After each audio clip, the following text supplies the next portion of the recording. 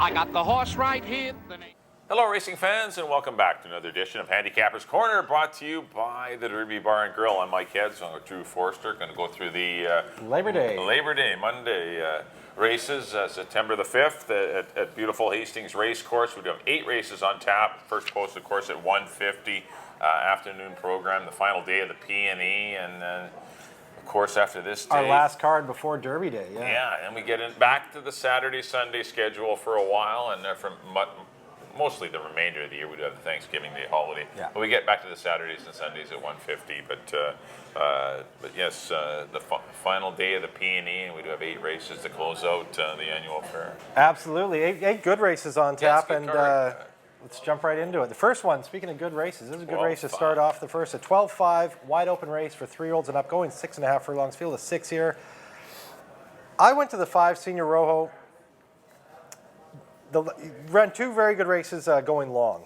1 for 16, came back, ran a good second. Venetian Mask ran off and hid that day, but he did well to hang on for second, beating Wilo Cat. The last time he ran in a sprint, he got an 73 buyer. He got beat by It's Finally Friday and Calgary Caper. Calgary Caper, of course, went on to win the BC Cup. Classic. So that was a much tougher sprint than what this race came up as. I got him on top of Adichie, who's probably going to be your favorite.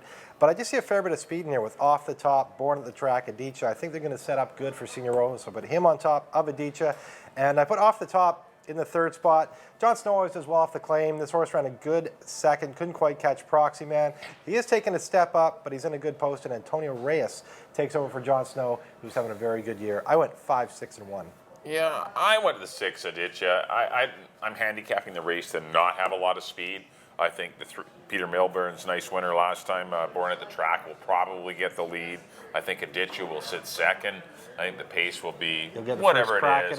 It's going to be whatever it's going to be, 22-1, 22-2, 45 and change. And that Adichie should have every shot to win from there. I'm going to try Adichie to win it. I put the 2-horse Merlot, should be sitting just in behind those leaders, in for second. Got a nice win. I know it was a conditional race last time, but still, the horse. He's a horse that doesn't really run bad races. He's always in or out. He doesn't win often, but he's a horse that could because he's racing a lot of horses that have 11 for 14 in the money. So obviously he's consistently in play. Yeah. Like Off the Top at one time was a better horse. Richter Red at one time was a better horse. Senior Rojo at one time was a way better horse, and so was Adichie. So I mean, like Merlot is kind of the horse that's in form, doing some good. These other horses are kind of, I'm not saying on the downslide, but I mean, you want to take horses that are on the upswing in their form, and especially in the fall of a long racing meet. So I put him in for second. I put Senior Rojo. I agree with you. He's a classy horse. He'll continue to run big races, and he can sprint. This horse is all right going 6.5, and give this horse a shot as well if the pace scenario gets a little warmer than I think it's going to be. I went 6, 2, and 5. I like Adichie to win it though. 6, 2, 5.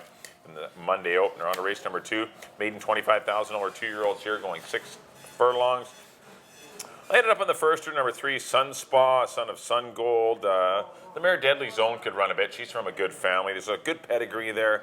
The work tab is decent. It's not particularly fast, but I respect the connections, and I think this horse could be very live in a race that, looking around, I just don't see a lot, and it's a real guessing game. One of those races you should go to the paddock and have a look at them if you're on track, on site, and I had to try Sunspa. I just respect the connections. Dennis Rojo has been riding great, and he's been getting a lot of good chances on live horses for Craig McPherson, so wouldn't be surprised to see this one be pretty live at first asking. Put the 6-horse Lemonade in for second.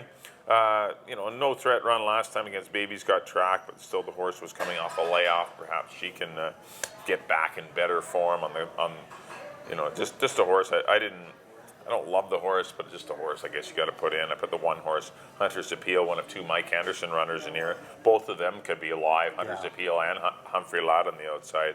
They both are in with a chance, but I put Hunter's Appeal in for third.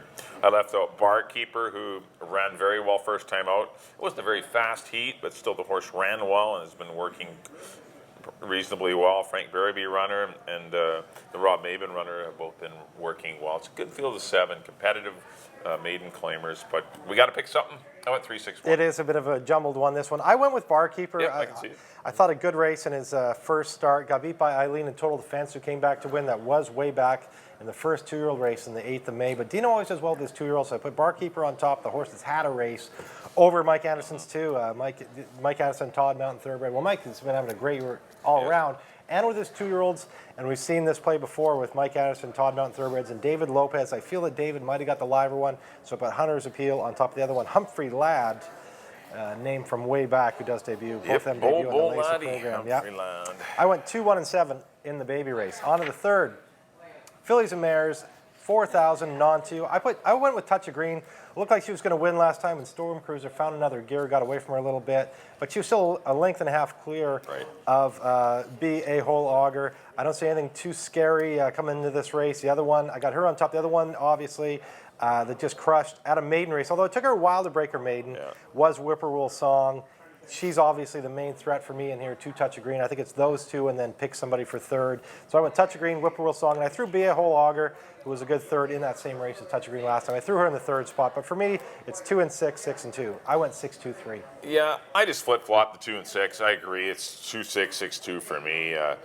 Touch of Green, had a pretty good trip last time, first time going along, but she's, a better horse than a lot of these. Whippoorwill Song was running a lot higher throughout her career, the 2-horse, and finally dropped down and got a better trip last time. Richard just put her on the lead.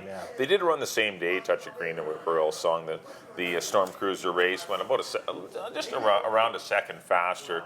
But I mean, it puts them both very comparable, pretty though. Close, yeah. Whippoorwill Song and Touch of Green, and the track is really slow. That's why the times look really pedestrian. But I went 2-6, and I put Be a Whole Auger in for third. I went 2-6 and 3. I think those are your horses. The same horse. The only other honorable mention I give is maybe the 1-horse Angel's Victory. This horse did run off a bit last time. Yeah. Didn't finish the race well.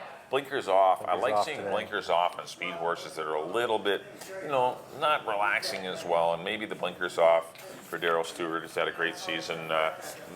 Maybe this horse will, turn things around. If you can go 4 deep in there, maybe put that one in there. But I did go 2, 6, and 3 in the Monday third. On to the fourth race, $4,000 Fillies and Mares, non-3 lifetime, going 6.5 furlongs. I'm on the 1-horse Xenia. Not probably her best distance, but she didn't face an overly tough crew. I think she'll just have to beat the 7-horse Baja Storm, a 3-year-old filly that is dropping, but just ran last weekend, and didn't make the top and was well back. But Xenia, a filly that's pretty consistent. Doesn't never win. And Ryan Nugent-Hopkins on a roll. Yes, Nice stakes win for him last week. Stable. That was cool to see Yukon Bell win at first asking. See if the streak for the stable can continue with Xenia. Definitely one of the better fillies in the race. As I said, not her best distance, but still, she didn't face a tough crew. I went 1, 7, and 3. I got the same. I see it the same way, Mike. It's Xenia and Baja Storm. If Baja Storm breaks and runs like she had been running before her last race, she's going to be tough. She will be. She's going to be tough. So I put Xenia on top of her, though, just because that last race scares me a little bit. She seems to be flattening out a little bit for trainer Mel Snow. So that kind of made the decision for me to go with Xenia on top of Baja Storm, and I put Bay's Gal in for third place. I think it's those two, and then pick them. I went 1, 7, and 4 in the fourth. On to the fifth, maiden 3-year-olds and up, going 6.5 furlongs. Field of, I think we got another page here. Field of 9. Yeah. I went to a first-time starter here, Quillow Grove. Phil Hall's horse has been running very well. Gets the bug, gets in light. Works are not spectacular, but a 102 and 3 out of the gate is okay. It's not an overly tough race, so I went. A lot of horses in here that have had a few chances that have kind of disappointed me. So I went with a first-time starter out of a live barn that's having a great meet. I went Quillow Grove. On top of the 1, Sonny's in Command, Jon Snow, another one having a good meet. Right. This guy's taking a big drop down from much tougher company. Those maiden 25s, ran into Pfeiffer, Sunset Drive, Omega Victory, We Found Gold. Yeah, those are tough. He's running into much tougher horses. This is a softer spot for him. I put him in second spot, and I threw PB Bolt, who's the obvious choice in here, a good second behind. First-time starter, one time. Should say a big shout out to Sean Lawson, a new trainer at his first start. Cool. With one time. He got the buckets when he came by the paddock after the race for his first training victory. That of course the Valets are pretty aware, and they doused him. Very good to see a young trainer here, hard-working guy. Sean Lawson worked for Rob Gilk for a year. Got his first one with one time. PB Bolt ran a good race there, so I threw him in for third. I went. I didn't write this down. What do I got? 5, 1, and 6.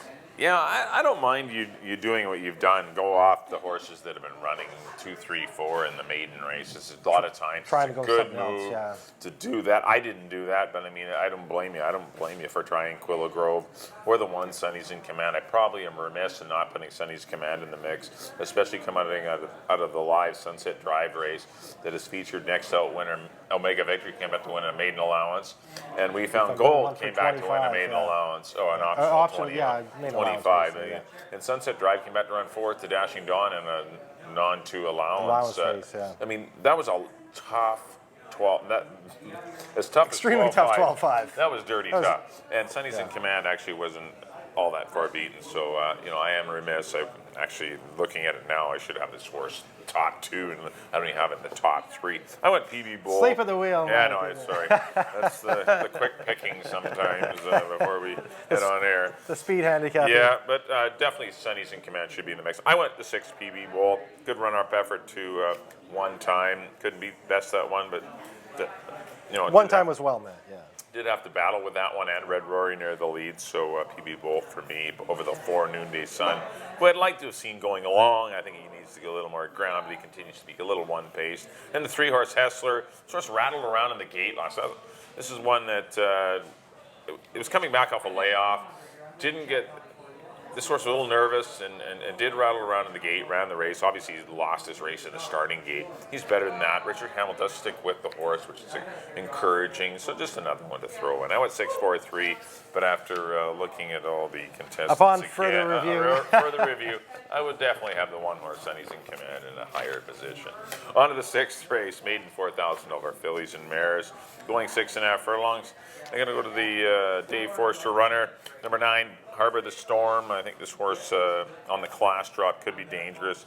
The speed, went out there last time, blistered some pretty fast fractions, but couldn't handle Finality Matters, Velvet Rose, and Free and Fast. But those 3 horses are a lot better than the fillies and mares she's in here, she's facing. I think the outside draw might be better for her because she isn't she does wear, I believe, an extended blinker, and she's probably better suited to being on the outside. Put the 8-horse Whiskey Cat in for second. Goes blinkers on. She will have an extended blinker as well.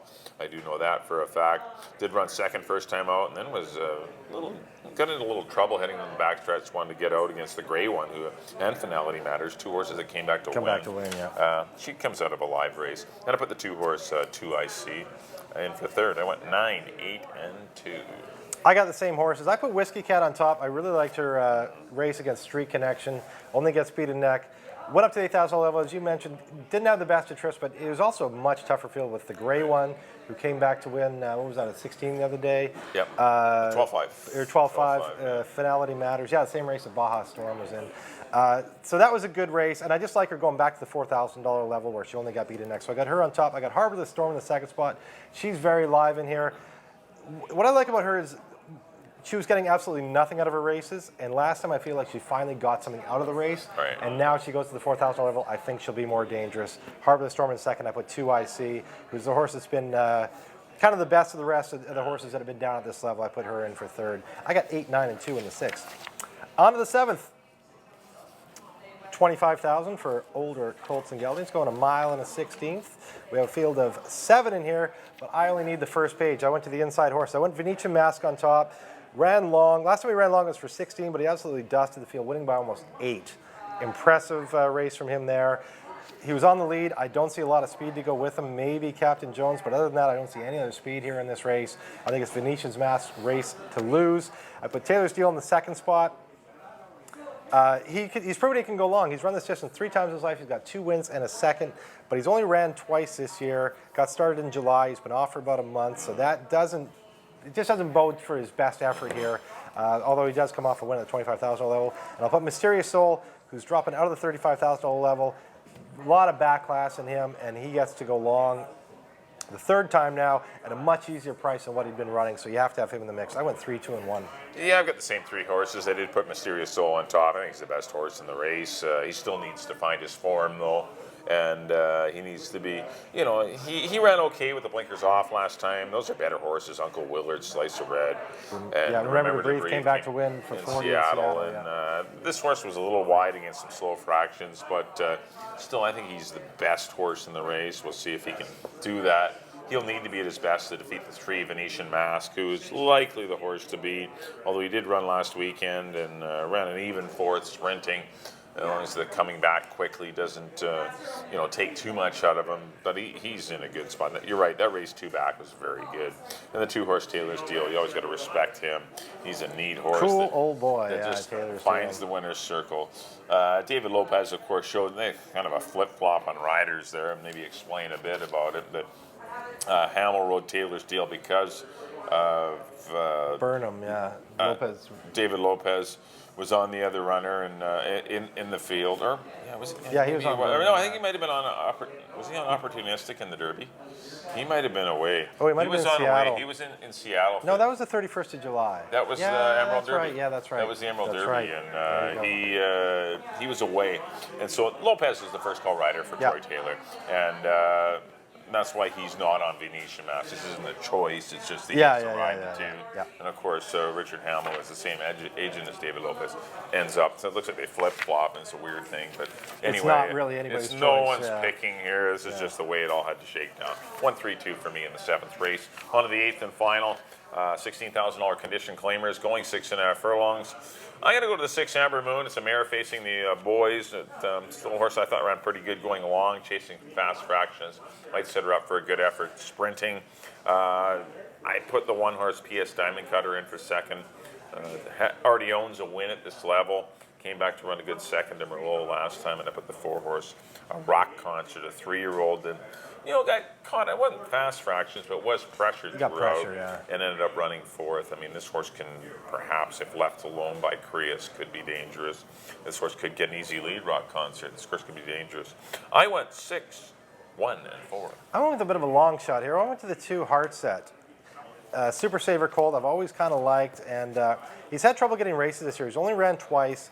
Now it's a month between races, but I think he's coming into a good one. Last time he ran into Taylor's Deal, It's in Command, Burnham, against open horses. Now he goes down to 16 in a conditional race, and I just think there's more there. I like to see Amadeo Perez stick with him, so I went with Heart Set for a bit of a long shot choice in the last.